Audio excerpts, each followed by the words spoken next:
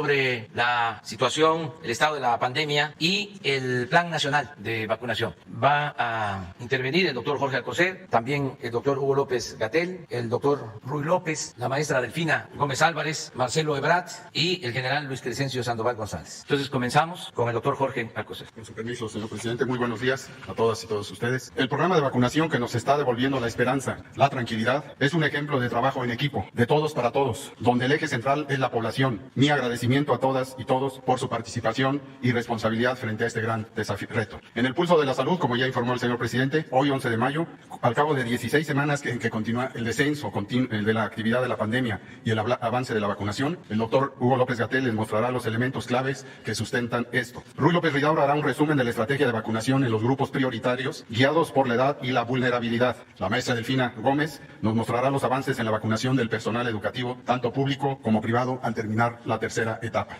El canciller Marcelo Ebrard nos hablará sobre las dosis de vacunas recibidas y las próximas a recibir. Y por último, el general Crescencio Sandoval nos mostrará los elementos de la logística que aseguran la llegada de las vacunas al lugar de su aplicación. Muchas gracias, doctor Hugo López-Gatell. Con su permiso, presidente, secretarios, Ruy, colegas, muy buenos días. Vamos a dar una panorámica muy breve sobre el curso de la epidemia. Si podemos ver el informe técnico que presentamos todas las noches, este es con los datos más actualizados hasta ayer por la tarde. Destacamos lo que ya señala mi secretario, 4 meses continuos de reducción de la epidemia, 4 meses, 16 semanas. Y tenemos en el segmento más reciente, entre la semana 15 y la semana, 16 y la semana 17, en este momento vivimos en la semana 19, una reducción de 17%, solo para ese segmento reciente, que se sostiene a lo largo de un par de días. Veremos que cerraremos la semana con una reducción de tamaño semejante. 9,5 millones de personas tienen ya esquema completo de vacunación, esquema completo, 9,5 millones. Y en la siguiente imagen lo que vemos es la reducción de la hospitalización. La hospitalización se reduce en la medida en que hay menos personas enfermas, menos personas con enfermedad grave y por lo tanto menor necesidad de camas hospitalarias. 84% si comparamos la primera semana de enero con esta semana, con el día de ayer. 84% se ha reducido la hospitalización por COVID. 10% de las camas COVID generales y 15% de las que tienen terapia intensiva o equivalente están ocupadas y el resto ya no están para atención COVID en la medida en que han empezado a utilizarse para otros padecimientos. Por supuesto, siempre con el protocolo de continuidad que permitiría en un momento dado recuperar esos espacios para la atención COVID si fuera necesario. La siguiente, por favor. Ahora, respecto a la vacunación, hemos continuado vacunando en grandes cantidades. Recuerden que ya llegamos a un punto máximo de vacunación, más de 600,000 dosis diarias, y en cada bloque semanal empezamos con una cantidad importante y luego se va reduciendo en la medida en que para cada entidad federativa donde se ha asignado la vacuna se va acabando la necesidad de vacunarla y nos pasamos al siguiente estado o al siguiente municipio. Ayer fueron casi 60,000 dosis de vacuna que se pusieron y hoy estamos anunciando precisamente el inicio del nuevo ciclo semanal de vacunación. La siguiente nos muestra que tenemos 21,358,000 dosis aplicadas en forma acumulativa y en la siguiente lo que vemos es 14,220,000 personas han recibido al menos una dosis, 9,5 millones, las 2 dosis completas. Se ve en la tabla la cantidad de vacunas que se han recibido o la cantidad de personas vacunadas para cada uno de los grupos de prioridad en el programa. La siguiente lo que nos muestra es un mapa sintético de cuáles son los estados en donde ya se ha vacunado al personal educativo, cuáles están iniciando en esta semana y los 7 que ya solo faltarían, que los comentará la maestra Delfina, que serán los que resten. La penúltima, hemos recibido 27 millones de dosis de vacunas, de cada una de estas 5 vacunas, está ahí el número indicado, y tenemos el calendario, esta sí es la última que yo presento, el calendario de recepción de vacunas. Tenemos para la vacuna Pfizer-BioNTech a lo largo de la semana 1,420,380, ya las estamos recibiendo de Estados Unidos. Recordarán que hubo esta transferencia de la producción en Bélgica que nos llegaba y ya pasamos a Estados Unidos. Esto nos permitirá tener cada semana una cantidad semejante, es casi de 1,5 millones de dosis de vacuna, todas las semanas por lo menos de aquí hasta que termine junio, de la vacuna Pfizer. De la vacuna CanSino también tenemos 3 liberaciones que se muestran en la tabla, que serán hoy, el jueves y el viernes, para un total de 687,000 vacunas. En general, de ambas vacunas, recibiremos un poco más de 2,107,000 dosis de vacunas y conforme llegan, se distribuyen, como lo explicará el general, y se ponen en los puestos de vacunación. Muchas gracias. Es todo, presidente. Buenos días a todas y todos. Nos da un gusto, permiso, presentar a ustedes, medios de comunicación, y a la población en general, el inicio de un nuevo grupo de vacunación prioritaria, que es el embarazo. Esto resulta de una recomendación que hemos recibido del Grupo Técnico Asesor de Vacunación y que hemos discutido en el seno tanto de la Secretaría de Salud como de las diferentes instituciones en la forma de priorizar este grupo para ser incluido a la brevedad. La justificación principal es que este grupo, las mujeres embarazadas, existe mucha evidencia, tanto internacional como con los datos que tenemos en México, de que la infección por el virus SARS-CoV-2 en el embarazo, la enfermedad COVID es más grave, se hospitalizan más y también hay mayor riesgo de muerte. Si me pasan la siguiente, entonces con base en esta justificación y después de planear la estrategia operativa, se ha decidido incluir ya de una vez a todas las mujeres embarazadas, independientemente de su edad, serán candidatas a recibir la vacunación posterior a la 9ª semana del embarazo. De la semana 9 en adelante pueden recibir su vacunación, pueden recibir cualquier tipo de vacuna, también es muy importante. Todas las vacunas que tenemos disponibles en México son seguras y se pueden aplicar durante el embarazo, y el beneficio que tiene es muy importante. En la siguiente, ¿cuáles son los siguientes pasos? Y esto principalmente para la comunicación a las personas embarazadas y a las personas interesadas ya de recibir. Lo primero, hacemos el llamado a entrar a la página vacunacovid.gov.mx, que se presentó también ayer durante la conferencia vespertina, en donde además van a encontrar mucha información en general sobre vacunación y en específico sobre embarazo, y encontrarán también la liga directa para el preregistro. Muy importante que toda mujer embarazada debe esperar también cuándo llegan las vacunas y cuándo se activan los puestos de vacunación en el municipio de residencia, concurrentemente con los sitios que se están activando en todos los municipios, en todas las entidades federativas, los puestos de vacunación para población de 50 a 59. Y también muy importante, aquella mujer embarazada que recibió la vacunación, muy importante hacer el llamado e insistir en la necesidad de la vigilancia prenatal y que en su primera visita posterior a la vacuna dé aviso de esta vacunación para su seguimiento. Y por último, les dejamos los números en la última de dos números telefónicos muy importantes. El primero, el 800-0044-800, es para el reporte de los eventos supuestamente asociados a vacunación. Es en general para todas las personas, pero también lo pueden registrar en la nueva página que se presentó ayer o hablar este teléfono. Y la línea materna, que ya se ha anunciado para cualquier orientación y datos de alarma durante el embarazo, 800-6283-762. Eso sería todo. Buenos días, señor presidente. Buenos días a todas y a todos ustedes. En lo que se refiere al proceso de vacunación para el personal educativo, tenemos ahorita los siguientes resultados. Llevamos 3 etapas realizadas. En la primera etapa fueron precisamente 6 estados, haciendo un total de 474.539 aplicación de vacunas. En la segunda etapa tenemos 5 estados, logrando un total de 498.470 vacunas aplicadas a los docentes, personal tanto de escuelas públicas como privadas. Y en etapa 3, con 6 estados, teniendo y logrando una aplicación de 411.010 vacunas. Ahorita viene efectivamente las 2 últimas etapas, que con eso lograríamos el 100%, que es precisamente del 11 al 14 de mayo. Tenemos Baja California Sur, Estado de México, Guerrero, Hidalgo, Sinaloa, Sonora, Tabasco y Zacatecas, haciendo un total de la meta que tenemos para lograr de vacunas de 770.922. Y luego la última etapa, que sería precisamente del 18 al 21 de mayo, en donde estamos tomando en cuenta estados como Chihuahua, Ciudad de México, Puebla, Querétaro, Quintana Roo, Tlaxcala y Yucatán, haciendo un total de 747.438, que esa es la meta. Todo esto sí lo quiero hacer patente, que ha sido gracias al esfuerzo y trabajo de colaboración y de coordinación con varias instituciones, iniciando por los 3 órdenes de gobierno, a quien agradezco mucho a nombre del personal educativo, así como lo que es Marina, la Secretaría de Educación, la Secretaría de Seguridad, Sedena y la Secretaría de Salud. Junto con ello, pues el IMSS, lo que es Guardia Nacional, las brigadas Correcaminos y el ISSSTE. Insisto, muchísimas gracias, y hago señalamiento también de que alguien que ha apoyado mucho, y aprovecho el medio para hacer patente mi reconocimiento, son a nuestros alumnos universitarios. Muchas gracias a esos jóvenes. Yo tuve oportunidad de estar en Nuevo León, en Guadalajara, y de verdad muy sorprendente el cariño y la manifestación que hacen los jóvenes hacia los maestros. Muchas gracias. Y bueno, ahí tenemos alguna muestra precisamente del proceso, y pues vamos a seguir adelante. Muchísimas gracias. Sería cuánto, señor presidente, y también nada más comento que ya están las escuelas, aquí están nuestras zonas de contacto, que seguimos con ellas. Recordemos que precisamente Educatel está con el apoyo socioemocional. Hemos tenido alrededor de más de 28.000 llamadas y se ha dado atención. Agradecemos la confianza que tienen para con ello, y al mismo tiempo decirles que hay estados que están precisamente trabajando. Recordemos que Campeche ya inició con el proceso de lo que es la regreso a clases o a la escuela, pero también tenemos Coahuila, que empieza el 17, y el 24 tenemos lo que es Chiapas, Veracruz,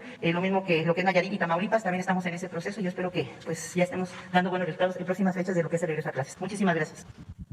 Buenos días. Para actualizar la estrategia para el abastecimiento, vacunación en el mundo, en donde está el proceso de vacunación, 22 países no tienen todavía, desgraciadamente, vacunas. 99 países todavía no han vacunado al 10% de su población, y por eso la prioridad de México, además de la estrategia de abastecimiento, es corregir esto, cambiar esto, denunciar esto, promover otras circunstancias. En ese contexto, México está en el lugar número 12 en cuanto a acceso a dosis aplicadas, y segundo lugar en América Latina con el mayor número de dosis adquiridas y aplicadas. México ha vacunado con al menos una dosis a un porcentaje mayor de adultos que India, Australia o Rusia. Por eso valoramos mucho también el apoyo que Rusia nos está dando. Y los contratos firmados con nuestro país al día de hoy garantizan la cobertura más amplia del total de la población mexicana. La que sigue, muchas gracias. Bueno, la otra cosa que se ha hecho por instrucciones del presidente es abrir las opciones para el país. Esa ha sido la más alta prioridad, y qué bueno que lo hicimos, porque con la incertidumbre que ha habido de abastecimiento, si no tuviéramos esto, tendríamos una situación muy difícil. Gracias. Creo que se adelantó, ¿no? Ya me voy a apurar. La que sigue, por favor. Ahora sí. Entonces, México es el país latinoamericano que tiene el mayor número de aprobaciones regulatorias para el uso de emergencia de vacunas. Y eso se ha hecho con mucho rigor por las autoridades sanitarias de México en un programa muy acucioso y dirigido a aumentar las opciones que México tiene. Ese ha sido el objetivo estratégico. Informarles, ayer lo decía yo, con el Fondo Ruso tuvimos el acuerdo de abrir otra solicitud de autorización que es Sputnik Light, que también ya se abrió. Ahora corresponderá a COFEPRIS, a las autoridades de salud, determinar su aprobación o no en los próximos días. Sería otra opción adicional. La que sigue, por favor. Bueno, estas son las vacunas que han llegado a México como resultado de toda esta estrategia. Les recuerdo que el presidente de la República habló personalmente con el presidente de Estados Unidos, con el presidente de China, con el presidente de Rusia, y esto se deriva de esas acciones oportunas que tomaron que encabeza el presidente. Entonces, son los números, no los repito porque ya se los dieron. Estamos en este número al día de hoy y estimamos principios de la próxima semana estar llegando a 30 millones de dosis. También comentaba yo que el hecho de que AstraZeneca ya esté produciendo en México, envasando, proceso final, va a hacer que el suministro de AstraZeneca, que ha sido muy incierto y muy por debajo de lo esperado, se vuelva una variable mucho más segura para nosotros y para América Latina y Caribe. La que sigue, por favor. Gracias. Arribo reciente ya Sinovac, CanSino envasado en México, AstraZeneca a granel para el proceso de envasado que está llevando a cabo en Ocoyoacac, Estado de México. La que sigue, por favor. Las que vamos a tener, Pfizer y Pfizer, 11, 12 y 13. 15 de mayo, Sputnik, 500,000 primeras dosis. 15 de mayo, CanSino, ya llegan, estas son de China, estas 35,000 y estas son de aquí de Querétaro. Y estas llegan a granel para sostener el proceso de envasado. Ahí en CanSino está por autorizarse por parte de COFEPRIS la planta, una nueva planta de envasado en China. Lo que va a hacer es que llegue un número mayor también en las próximas semanas. La que sigue, por favor. Una nueva alternativa, Valvax, ya nos han comunicado oficialmente las autoridades de China. Se van a iniciar en México una vez que autorice también COFEPRIS estudios de fase 3. Vamos a ser el primer país más fuera de China en realizar estudios de fase 3 de esta vacuna. La vacuna utiliza tecnología de ARNM, no requiere congelación. Además, tarda el 30 de mayo si la autoriza COFEPRIS, se inicia el estudio y van a participar 6,000 personas voluntarias en México, con lo cual tendríamos, en su caso, otra opción. Quiero aquí, para terminar, agradecer a la República Popular China el apoyo que nos han dado. Hasta ahora han llegado a México 38 aviones de suministros desde el inicio de la pandemia hasta el envío de la vacuna a granel de CanSino. 38 vuelos en apoyo a México. Y ahora esta vacuna se va a probar o vamos a participar en fase 3 y somos el único país fuera de China que lo va a hacer en este momento. La siguiente, por favor. ¿Listo? Y bueno, aquí ya les pongo los datos. Queremos agradecer al embajador, desde luego al presidente de China, todo el apoyo que nos han dado y que siguen dándole a México. Muchas gracias. Igualmente a los demás países que nos han respaldado. ¿Sería cuánto, señor presidente? Con su permiso, señor presidente. Vamos a hacer el informe sobre la distribución de vacunas Sinovac y CanSino. Estas vacunas arribaron aquí a la Ciudad de México el 6 de mayo, el jueves, con 1 millón de dosis, la Sinovac, y 673,650 dosis de CanSino que arribaron el día sábado. Estas vacunas fueron trasladadas a Birmex, donde se notificaron para hacer su distribución, y el día domingo iniciamos la distribución con 1,330,730 dosis a distribuir. Por vía terrestre, se inició la distribución con los estados que van a Birmex a recoger sus vacunas, que son Estado de México, Hidalgo, Puebla, Querétaro, Guerrero y Morelos, 6 estados, y 14 rutas organizadas por Birmex para cubrir a 14 estados, que son la Ruta 1, cubriendo Michoacán, Jalisco, Colima, Nayarit, la Ruta 2, Guanajuato, Aguascalientes, San Luis Potosí, la 3, Zacatecas, Durango, Sinaloa, la Ruta 4, Tamaulipas y Nuevo León, la Ruta 5, Tabasco y Chiapas. Esta parte terrestre se distribuyeron entre domingo y ayer el lunes con 1,037,850 dosis. La distribución vía aérea, 292,880 dosis, se llevó a cabo el día domingo. Se establecieron 3 rutas aéreas para proporcionar las vacunas a 8 estados. La primera ruta cubriendo Baja California Sur, Baja California, Sonora, la Ruta 2, Coahuila y Chihuahua, la Ruta 3, Oaxaca, Yucatán y Quintana Roo. Todas las rutas se les proporcionó seguridad con la Armada, con el Ejército y con la Guardia Nacional. La que sigue, por favor, es un resumen de esta actividad. Las dosis transportadas, 1,330,730, con vía terrestre 1,037,850 y vía aérea 292,880, cubriendo 28 estados, materializando 22 rutas terrestres con la respectiva seguridad, 3 rutas aéreas con 10 operaciones, el total de personal empleado para esta actividad, 672 elementos, 66 vehículos y 3 aeronaves de la Fuerza Aérea. Es todo, señor presidente. Bueno, vamos a preguntas y respuestas. Buenos días, señor presidente. Buenos días, secretarios, secretaria, subsecretario, director.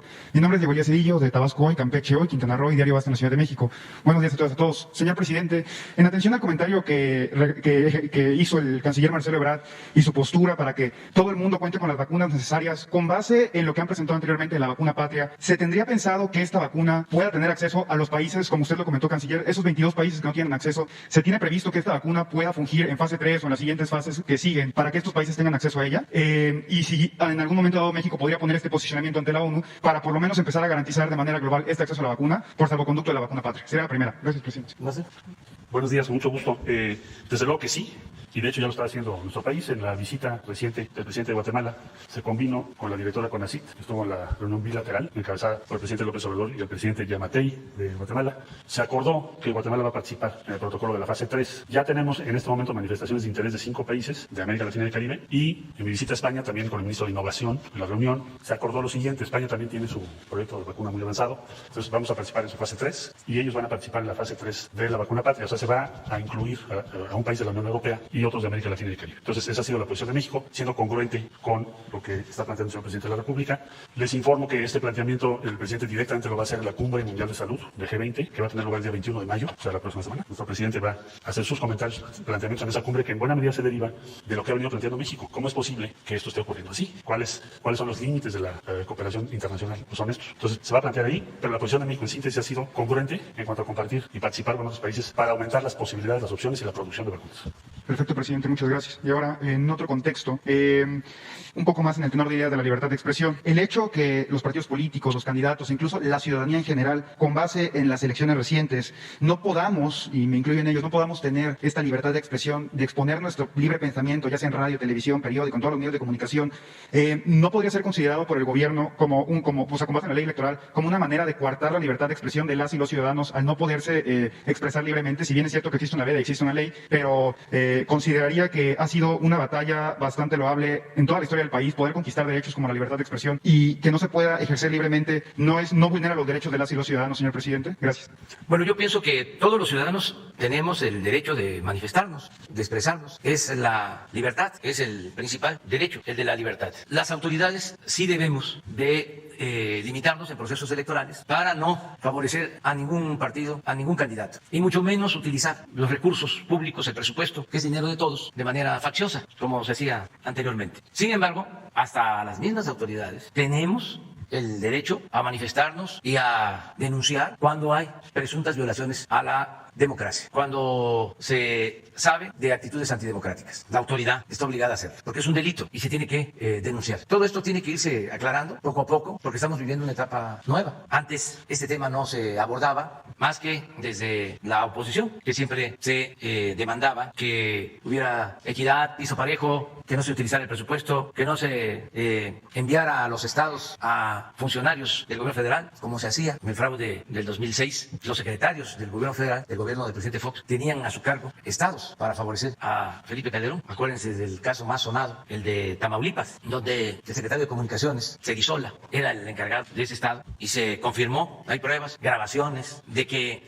hablaba con el gobernador de ese estado, de apellido Hernández, que está ahora detenido, está en la cárcel, y le decía de que le agradecía mucho Cerizola al gobernador porque les había ayudado en el fraude en Tamaulipas, hasta riéndose. Y Cerizola pues no su función y no pasó nada, hicieron el fraude y a nadie se castigó. Todavía en la elección pasada en el Estado de México, el secretario de Salud, que fue hasta vergonzoso, porque había estado de rector de la UNAM, el doctor Narro, fue de delegado del PRI a Ecatepec. Entonces esas cosas no deben hacerse, no deben permitirse, y hay que denunciarlas, porque tiene que haber democracia. Tenemos que lograr entre todos de que se destierre, de que se termine, se acabe, se erradique el fraude electoral. Es una vergüenza nacional el fraude. Por siglos México padeció de esa rémora y debemos de desterrar el fraude electoral. Tiene que haber democracia, porque la falta de democracia fue lo que nos llevó a la decadencia. Si lo analizamos bien, la elección del 88, donde se impone a Salinas, los jóvenes no saben, pero después de esa elección, en la Cámara de Diputados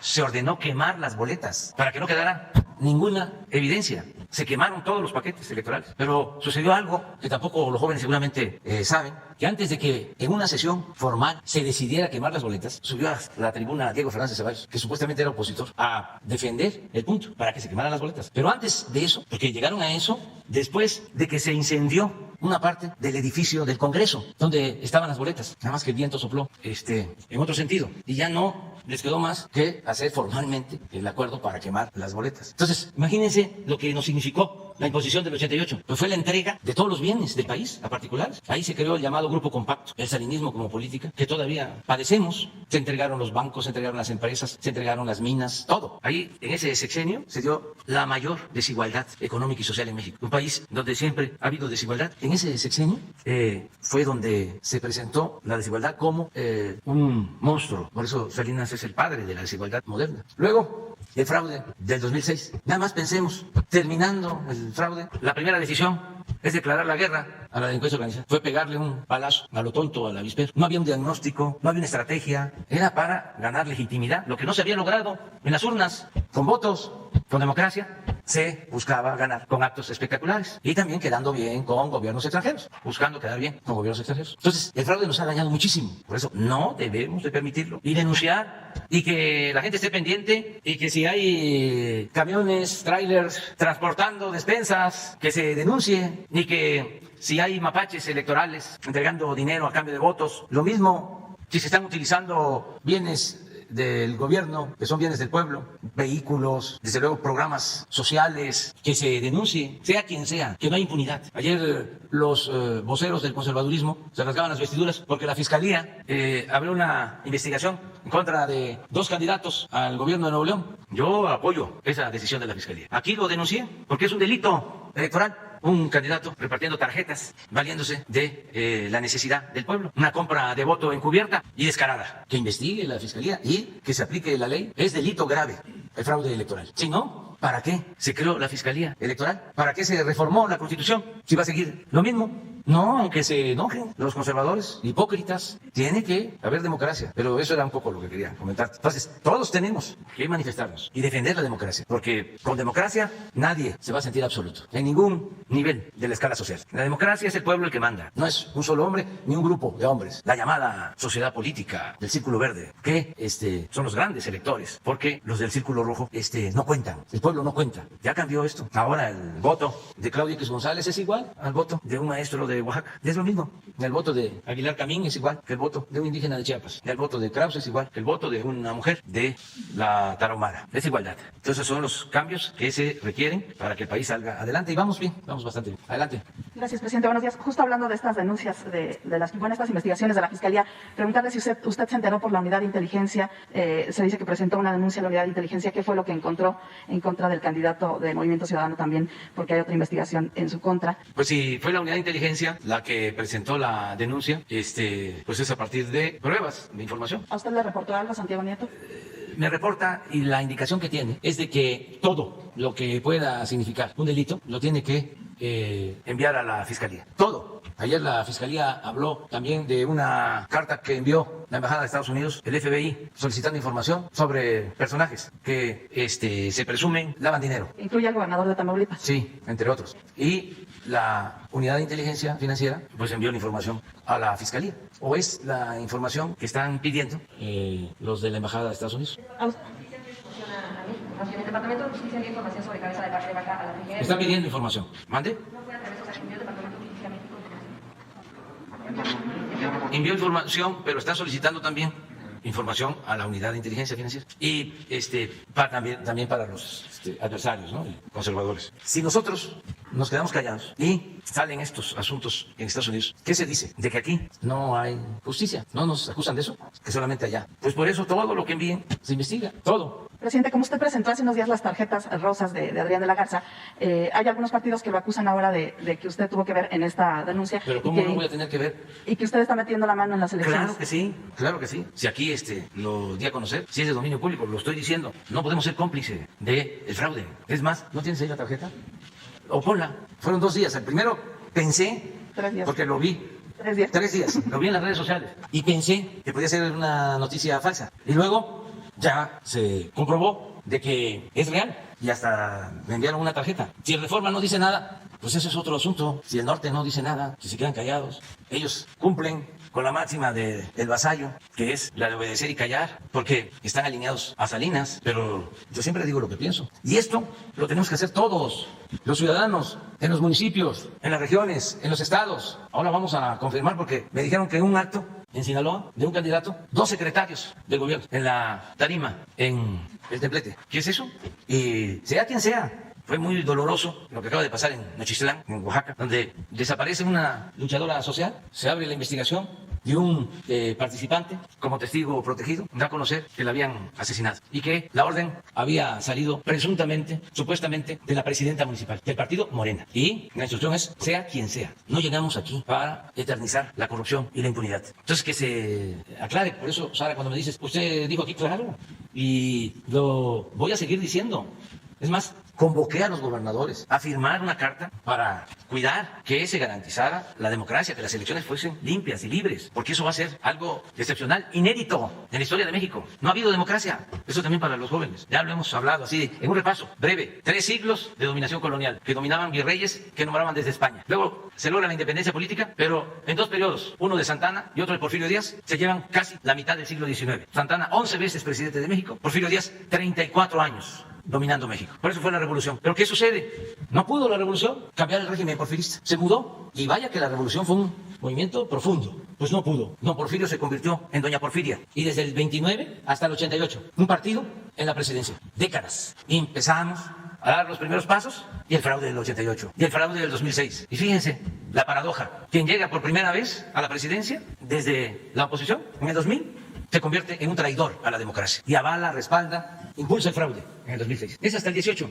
que por decisión del pueblo se dan los cambios. Entonces, estamos obligados. Si yo viniera de la administración pública, de ser dirigente, de político, legislador, si no viniera del movimiento que ha luchado por décadas por la democracia, pues entonces me quedaría callado.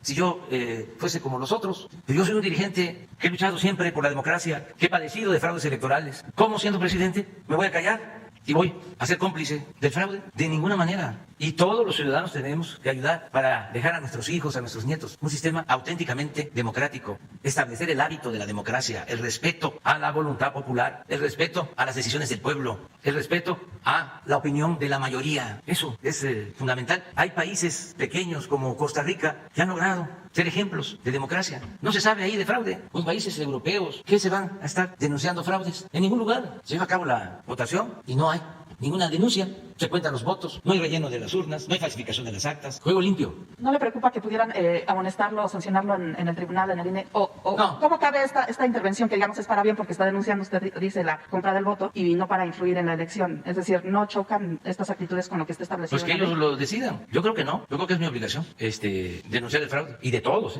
los ciudadanos. Todos.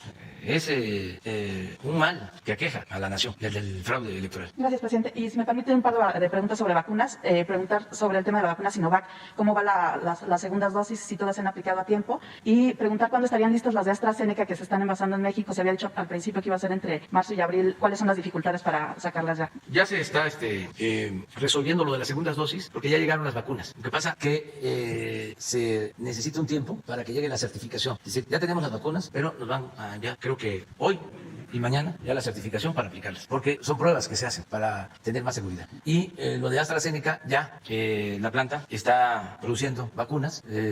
Hubo una demora, pero ya nos han dicho que va a empezar a producir toda la vacuna que tiene programada. ¿Ya se tendría alguna fecha para tener esas vacunas? Sí, ya está la fecha, ¿no? 25 de mayo. 25 de mayo. Sí. ¿Y qué decir, si hubiera algún mensaje para la gente de esta vacuna de Sinovac, que si se les ha pasado algunas el plazo, que no les afecta ni nada? No hay ningún problema. No hay problema. Está a tiempo. No existe ningún problema. Si no hubiesen llegado, pues sí, estaríamos pues preocupados y ocupados. Pero no. Llegaron a tiempo y es nada más esperar la certificación de hoy o mañana y se empiezan a aplicar. Incluso ya se distribuyeron del país. No se aplican porque se está esperando la certificación. Ya están en sitio, pues. Eso es lo que podemos decirle a la gente.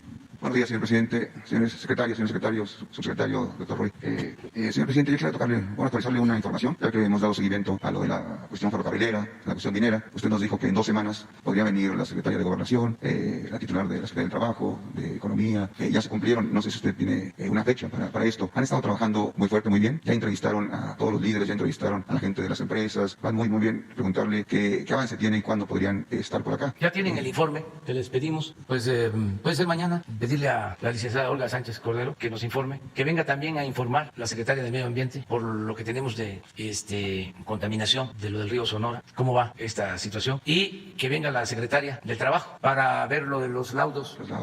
La cuestión que aquí se planteó sobre el descuento del 5%. El 5%, lo de Infonavit. Infonavit y todo. Muy bien, señor presidente. Y también porque aquí se planteó lo de Cananea, sobre los mineros jubilados, pensionados, sobre la salud. Que venga Zoé también. Perfecto, gracias, señor presidente. Otro tema, nos ha llegado mucha información de Veracruz, básicamente de un hecho que se dio el pasado 24 de enero en las Chiapas. Pues están detenidos ahorita 11 personas, se les acusa de homicidio de 12. Se hizo un operativo que fue una racia, ¿se acuerda usted de lo que eran las racias antes que levantaban parejo? Hay personas de las Chiapas, personas indígenas, no solo de Veracruz, sino de Chiapas, y entonces la gente de allá le piden pues que intervenga usted, con todo el respeto, por ser un asunto que se conviene entre lo federal y lo local, con el gobernador Cuitlava García, para que se investigue este hecho, y dicen ellos que se va a encontrar muchas sorpresas. Le piden ayuda, ¿verdad? Porque que se revise, dice que lo que salga, que se presente a la luz para que vean cómo se dieron muchos excesos, que hubo simulaciones. Nos decían que así como presentó el caso de la ciudadana francesa Florence Cassés-Tropian, que aquí van a encontrar también muchas cosas. Y de paso, pues le preguntan que si en este ambiente tan turbulento, donde pues los jueces, como en el caso del juez Bonacierro, que también ya volvió a irse ahora contra la ley de hidrocarburos, que si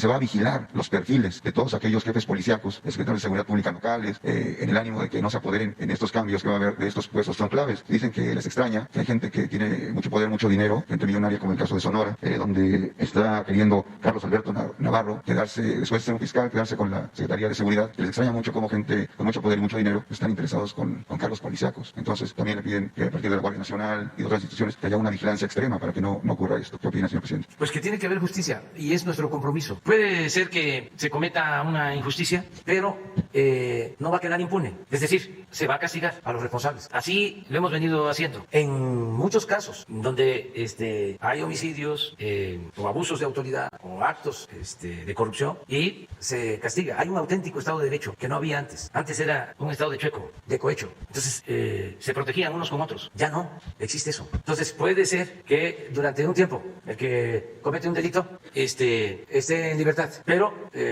una vez que se hace la investigación y se demuestra que es culpable, se castiga. En el caso de Veracruz, estamos allá trabajando. Se ha avanzado mucho para garantizar la paz y la tranquilidad. Ahora que fui al Istmo, me enteraron de que tenemos tramos en donde se está construyendo, rehabilitando la vía del ferrocarril del Istmo, que no se ha podido avanzar porque hay bandas de delincuentes que exigen soborno a las empresas para poder trabajar. Pero no solo eso, quieren que a ellos se les compre el material y tienen el control y amenazan. Pues desde aquí les mandamos decir, ya no es permitido eso, sea quien sea, no se acepta la delincuencia, no se permite la delincuencia, ni la delincuencia organizada, ni la delincuencia de cuello blanco. Ya no hay influencia que sirva. Entonces vamos a seguir actuando de esa manera, que no haya impunidad. Eran los dos problemas graves de México: corrupción e impunidad.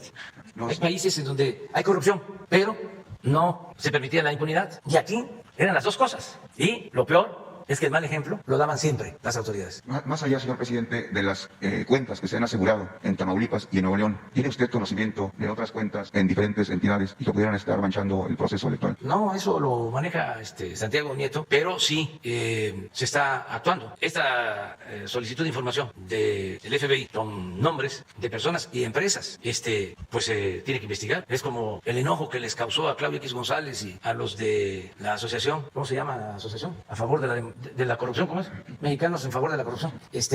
Enojadísimos, porque en el Consejo de Administración están intelectuales, el Consejo Consultivo, Aguilar Camín, ¿tienes más? José Ramón Cosío, el asesor de los amparos, Carlos Elizondo Meyer, que fue el que celebró, se lanzó con todo de que la cancelación del aeropuerto por un informe errático, sesgado de la Auditoría Superior de la Federación, hablaba de que había costado 330,000 millones. ¿Se acuerdan que aquí planteamos? Ese fue de los primeros que se lanzó. Y recientemente, por cierto, otro intelectual orgánico, Ricardo Rafael, vuelven a filtrar desde supuestamente, ¿no?, de la Auditoría Superior de la Federación, que se confirmaban que eran 330,000 millones. Sale el secretario de Hacienda, nuestro, Arturo Herrera, a decir, no, son 130,000 millones de pesos, la tercera parte. Y este intelectual se lanza con todo, mienten. Y ya sale el auditor de la Federación, pues a decir lo que es, sacan el dictamen. Pero bueno, estos intelectuales pues vivían a la sombra, al amparo del poder público y simulaban, ese era su trabajo, de que combatían la corrupción. Por eso les daban contratos en el gobierno y eran también financiados, como se sabe, por organismos internacionales, en este caso por una agencia, y recibían dinero de la Embajada de Estados Unidos en México. Señor presidente, nada más para cerrar el punto, perdón, no me presenté, Urbano Moreno de Negociaciones. ¿Qué opina usted de la actitud del juez Gómez Fierro que hablaba contra la ley de hidrocarburos? Es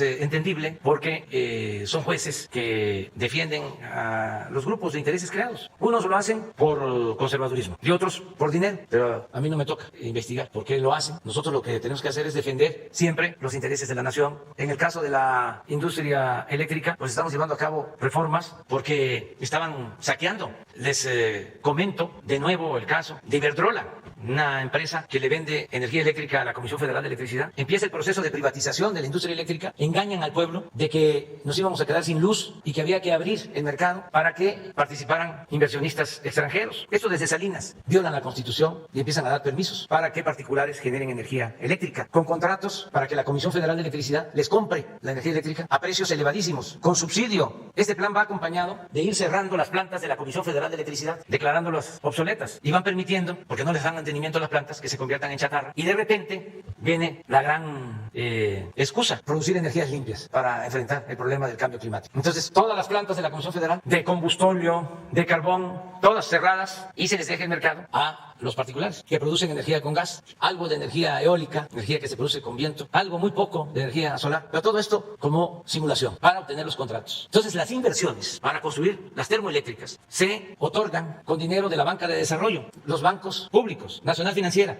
Son negocios redondos. Entonces, Iberdrola tiene créditos con Nacional Financiera. No es de que se abrió el mercado y que trajeron inversión. Fue el mismo dinero de la nación. Por eso se llevan a la secretaria de Energía como empleada de Iberdrola. Felipe Calderón, miembro del Consejo de Administración de Iberdrola. Como Iberdrola es una empresa famosa como OHL en España y tienen nexos políticos con el gobierno de España, tienen también el apoyo de los periódicos de España, como El País, que es un periódico en apariencia progresista, pero en realidad es un boletín de las empresas españolas en México y en el mundo. Es un periódico conservador que está a favor de quien garantice prebendas y jugosos negocios a las empresas españolas. Pero eso no solo en México, hasta en España. Ellos pueden estar con el PSOE o pueden estar con el Partido Popular. Recuerdo que cuando, esto es para los jóvenes, estaban por llegar unas elecciones en España, víspera de unas elecciones en España, estaba compitiendo Zapatero por primera vez por el PSOE y por primera vez, ya lo había intentado, por el Partido Popular. Jesús, ¿cómo se llama el que estuvo después de estar? Rajoy. Me toca estar Rajoy y Zapatero. Era el jefe de gobierno y me toca recibir a un directivo más alto del país. Y le pregunto que si, ¿qué iba a pasar en España? Que si quién iba a ganar. Y me dice, pues va a ganar pero con satisfacción, ¿no? Sin mortificarse. Y se va a ganar Rajoy del Partido Popular. Pero no hay problema con él. Es una gente moderada, nos entendemos bien. Eso no se olvida.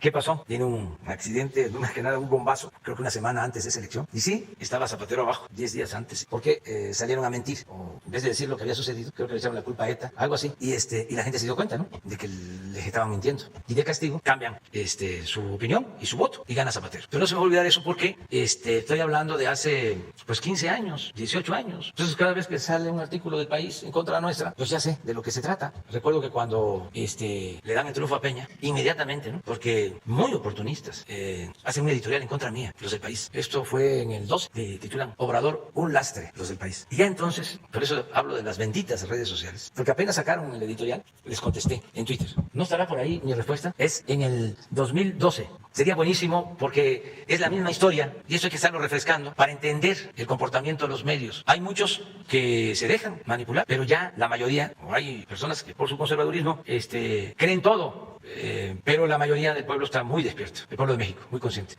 Sí, a ver, miren lo que contesté. Al País, dejen la manía de hacer periodismo colonizante, hagan autocrítica por su responsabilidad en el desastre de España. ¿De cuándo es eso? De 15 de julio del 2002. Es la respuesta a ese editorial. Entonces, 12 años tiene, ¿qué? Tiene 10 años, más o menos, va a cumplir 9. A ver, vamos a los enlaces. Sí, repíteme. Bueno, nos da mucho gusto, gobernador Quirino Ordaz.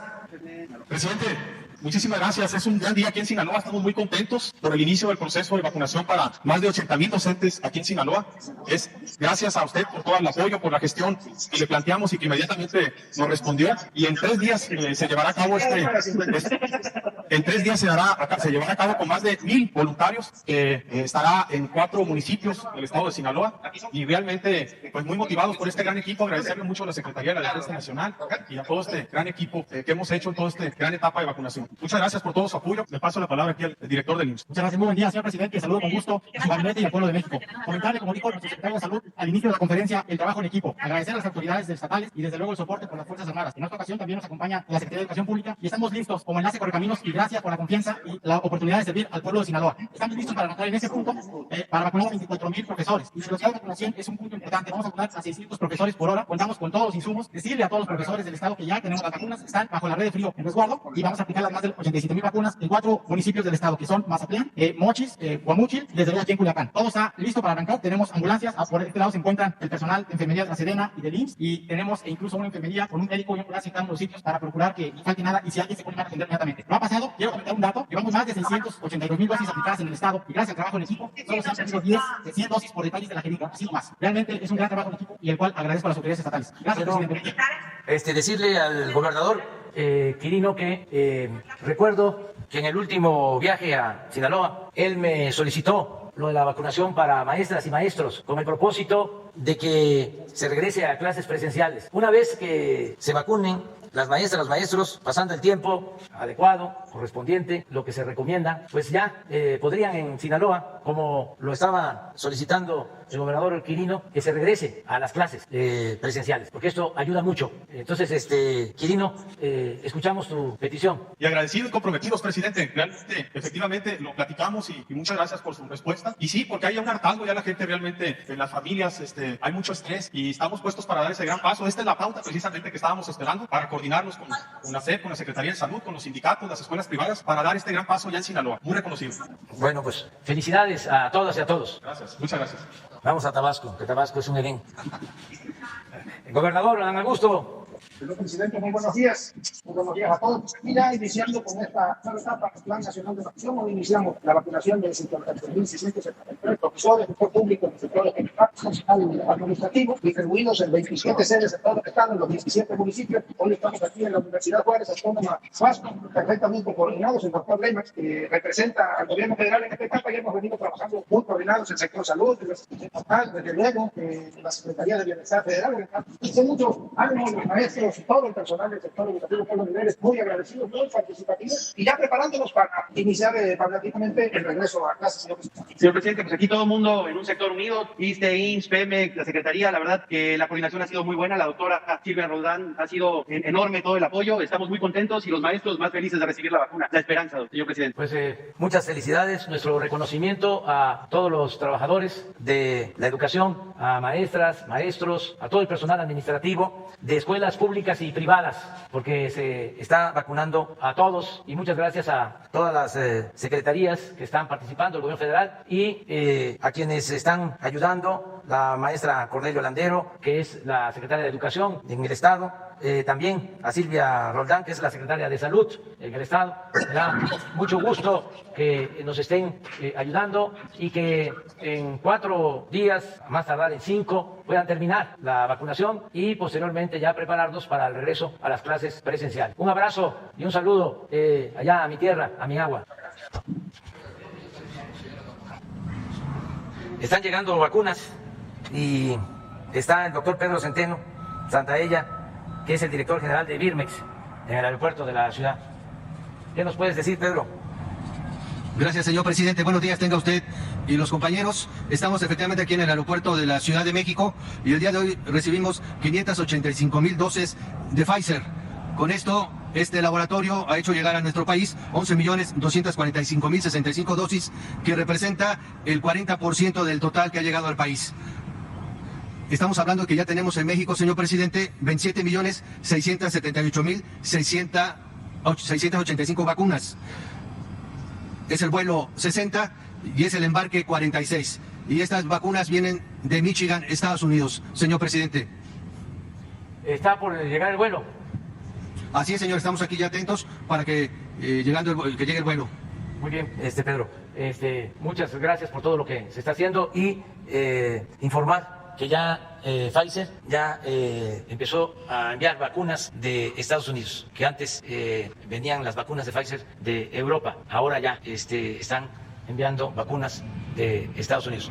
También aprovechar para informarles que en la plática que sostuvimos con la vicepresidenta de Estados Unidos, Kamala Harris, le solicitamos el que se pudieran prestar, que pudieran adelantarnos vacunas de AstraZeneca, que ellos no han autorizado para ser aplicadas en Estados Unidos y que tienen una cantidad considerable. La respuesta de la vicepresidenta fue, diría, favorable y muy responsable, porque nos dijo que están ellos en la mejor disposición de entregar a países que no tienen vacunas lo que se ha acumulado de la vacuna AstraZeneca, pero que antes de hacer esos envíos se están practicando o llevando a cabo pruebas a la vacuna, porque no quieren no quieren enviar algo que no esté en buen estado, que no sean vacunas caducas, sino que sean vacunas efectivas. Realmente nos gustó mucho esa respuesta de la vicepresidenta y no se descarta que lleguen también esas vacunas porque están en ese proceso de revisión sobre la calidad, sobre la eficacia y es posible que nos liberen más vacunas. Con esto podríamos desde finales de este mes tener prácticamente vacunados a todos los adultos mayores de 50 años.